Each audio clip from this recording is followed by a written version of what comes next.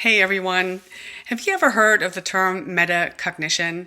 It is the ability to think about your thoughts, to step back, observe them, and ask, does this line up with truth?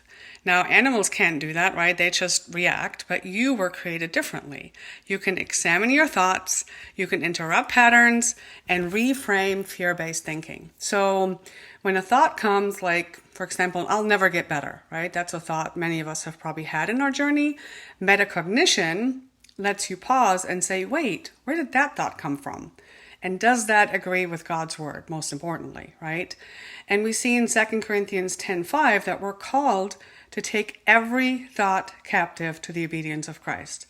And that's metacognition, technically, in action, right? It's taking a thought, testing it, and replacing it with truth. So you can say, hey, that's a fear-based thought, and I reject that thought. I'm choosing to believe what God says instead. And this is part of how we renew our minds and experience transformation, which we see in Romans 12:2. So you don't have to believe every thought that shows up in your mind. You have the power to choose truth.